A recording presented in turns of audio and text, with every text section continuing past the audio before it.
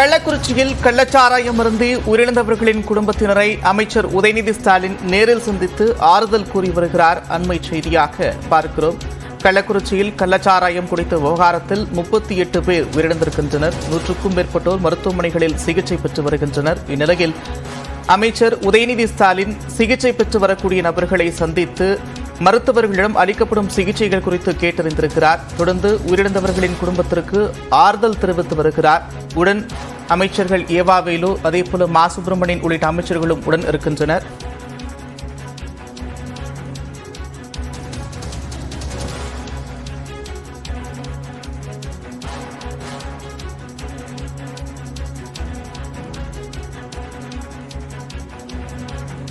கூடுதல் விவரங்களோடு செய்தியாளர் குணாநிதி இணைக்கிறார். குணாநிதி, விவரங்கள். அதாவது கள்ளக்குறிச்சி பகுதியில் நேற்று முன்தினம் கள்ளச்சாராயம் அருந்தி கிட்டத்தட்ட 100க்கும் மேற்பட்டோர் பாதிக்கப்பட்டு விழுப்புரம், கள்ளக்குறிச்சி, சேலம், புதுச்சேரி என அந்தந்த மருத்துவமனைகளை சிகிச்சை பெற்று வந்த நிலையில இதில் 30க்கும் மேற்பட்டோரும் தற்போது உயிரிழந்திருக்கிறாங்க.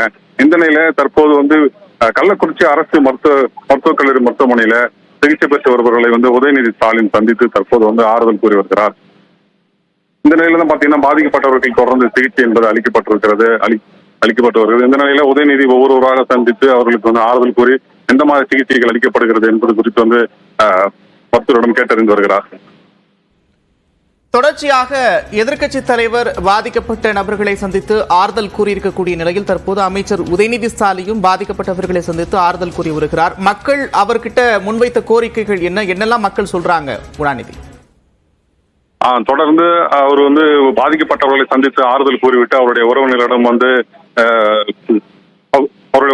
நலம் விசாரித்து வராரு. தொடர்ந்து அவர்கள் இந்த கள்ளச்சாராயத்தை தடுக்கணும் அப்படின்னு சொல்லி அவங்க தொடர்ச்சியா கோரிக்கை வச்சுட்டு வராங்க. அதே நேரத்துல பாதிக்கப்பட்டவர்களுக்கு உரிய நிவாரணம் வழங்க வேண்டும் என அங்க பாதிக்கப்பட்டவருடைய உறவினர்கள் தொடர்ச்சியா கோரிக்கை வச்சுட்டு இருக்காங்க. தொடர்ந்து தாய், தந்தை என இருவரையும் இழந்த குழந்தைகள் உள்ளிட்ட பலர் உறவுகளை இழந்து நிற்கதியாக நிற்கக்கூடிய காட்சிகளை பார்க்கிறோம். அவர்களை அமைச்சர் சந்தித்திருக்கிறார்களா? என்ன மாதிரியான விஷயங்கள்லாம் பேசினாங்க? குறிப்பா குழந்தைகளை பொறுத்த வரைக்கும் யூனிஃபார்ம் வாங்கணும், ஸ்கூலுக்கு போகணும் அப்படின்ற விஷயங்கள்லாம் கூட சொல்லியிருந்தாங்க. அவர்களுடைய கல்வி செலவுக்கு அரசு என்ன மாதிரியான நடவடிக்கைகள் எடுக்க இருக்கிறது குணாநிதி? கண்டிப்பாக. அதாவது உயிரிழந்த பலர் பாத்தீங்கன்னாக்கா அன்றாடம் வேலை செய்து பொழப்புகளை நடத்தி வரக்கூடியவர்களாக இருந்திருக்கிறாங்க. இந்த நிலையில தற்போது அவர்களை இழந்து அந்த குடும்பம் என்பது மிகுந்த ஒரு இக்கட்டான ஒரு சூழ்நிலை இருக்கக்கூடிய நிலையில அவர்களுடைய குழந்தைகளுடைய படிப்பு செலவு உள்ளிட்ட செலவுகளை அரசே ஏற்க வேண்டும் என்கிற ஒரு கோரிக்கையும் அவங்க வச்சிருக்கிறாங்க. அவருடைய படிப்பு செலவு அவர்களுக்கு தேவையானவற்றை அரசே ஏற்று நடத்த வேண்டும் அப்படிங்கிற ஒரு கோரிக்கை என்பது பிரதானமான கோரிக்கையா இருக்குது. தற்போது அவர்கள் அந்த குடும்பங்கள் எந்த விதமான வருமானங்களும் இன்றி தற்போது தவித்து வரக்கூடிய சூழல்ல அரசு கண்டிப்பாக உதவி செய்ய வேண்டும் என்கிற ஒரு கோரிக்கை என்பது வலுவாக எழுந்திருக்கிறது. தொடர்ந்து பாதிக்கப்பட்டவர்களை அரசியல் கட்சியினுடைய தலைவர்கள் சந்தித்து தொடர்ந்து ஆறுதல் கோரி வருகிறார்கள். 4 பேரில் தொடங்கிய மரணம் 38ஆக அதிகரித்திருக்கிறது. 100க்கும் மேற்பட்டோர் மருத்துவமனைகளில் சிகிச்சை பெற்று வராங்க. கள்ளச்சாராயம் குடித்து மருத்துவமனைக்கு செல்லாத கிட்டத்தட்ட 30க்கும் மேற்பட்டவர்களை மீட்டு தற்போது சிகிச்சைக்காக மருத்துவமனைக்கு அனுப்பியிருக்கிறாங்க.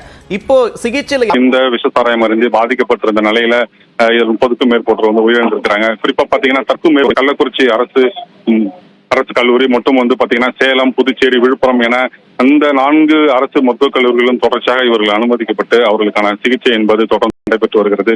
இதில் 10க்கும் மேற்பட்டோர் கவலைக்கிடமாக இருப்பதாக தற்போது நமக்கு தகவல் கிடைத்திருக்கிறது.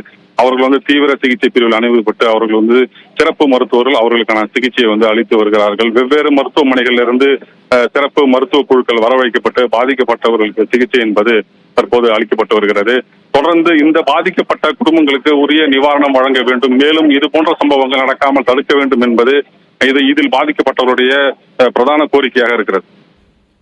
கள்ளச்சாராயத்தினுடைய விஷத்தை முறிக்கும் மருந்து எந்த மருத்துவமனைகளிலும் கையிருப்பு இல்லை அப்படின்றது எதிர்க்கட்சி தலைவர் வைத்த குற்றச்சாட்டா இருந்துச்சு. மருத்துவத்துறை அதற்கு மறுப்பும் தெரிவித்திருந்தாங்க. இப்போ சிகிச்சையினுடைய நடைமுறைகள் என்னவா இருக்கு? எந்தெந்த மருத்துவமனைகளிலிருந்து சிறப்பு மருத்துவ குழுக்கள்லாம் வந்திருக்கிறாங்க? போதுமான அளவிற்கு வசதிகள் செய்யப்பட்டிருக்கிறதா? நிச்சயமாக. அதாவது விழுப்புரம் அரசு மருத்துவக் கல்லூரி மருத்துவமனையிலிருந்து 3 குழுக்களும் பாத்தீங்கன்னாக்கா 3 குழு மருத்துவர்கள் இங்க கள்ளக்குறிச்சிக்கு வந்திருக்கிறாங்க. அதே மாதிரி வெவ்வேறு வெளி மாவட்டங்கள்ல இருந்து மருத்துவ குழுக்கள் வரவழைக்கப்பட்டு அந்த பாதிக்கப்பட்டவர்களுக்கு ஒரு தீவிர சிகிச்சை என்பது அளிக்கப்பட்டு வருகிறது. மேலும் உயிரிழப்பு ஏற்படாத வண்ணம் தடுக்கும் வகையில இந்த சிகிச்சை என்பது அவர்களுக்கு தொடர்ந்து வழங்கப்பட்டு வருகிறது. தொடர்ச்சியாக தமிழக வெற்றி கழக தலைவர் விஜய் தொடர்ந்து பல்வேறு அரசியல் கட்சி தலைவர்களும் இந்த சம்பவத்திற்கு கடும் கண்டனங்களை பதிவு செஞ்சுட்டு வராங்க. அரசு வேற என்ன நடவடிக்கைகள்லாம் எடுத்துட்டு வருது, குறிப்பா அங்க இருக்கக்கூடிய மக்கள் அமைச்சர்கிட்ட என்னெல்லாம் சொல்லியிருக்கிறாங்க குணாநிதி?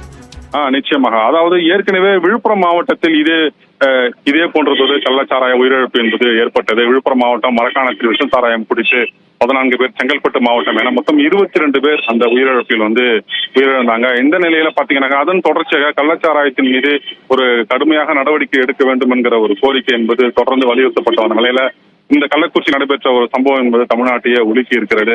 இந்த நிலையில தான் இந்த கள்ளச்சாராயத்தை ஒழிக்க வேண்டும். அதே நேரத்தில் பாதிக்கப்பட்ட மக்களுக்கு உரிய நிவாரணம் வழங்க வேண்டும்.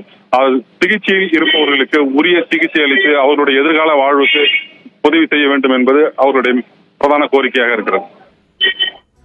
இந்த சம்பவத்துக்கு முக்கிய காரணமாக இருந்த அந்த கள்ளச்சாராயம் விற்பனை செய்த நபர் பல ஆண்டுகளாக கள்ளக்குறிச்சியில கள்ளச்சாராயத்தை விற்பனை செஞ்சுட்டு வர்றதா புகார் எழுந்திருக்கு. தற்போது காவல்துறை ஒட்டுமொத்தமாக கூண்டோடு மாற்றப்பட்டிருக்கிறது. புதிதாக எஸ்பி நியமிக்கப்பட்டிருக்கிறார். அவர் என்ன சொல்றாரு, என்ன மாதிரியான நடவடிக்கைகள் எடுக்கப்படும் சொல்லியிருக்கிறாங்க?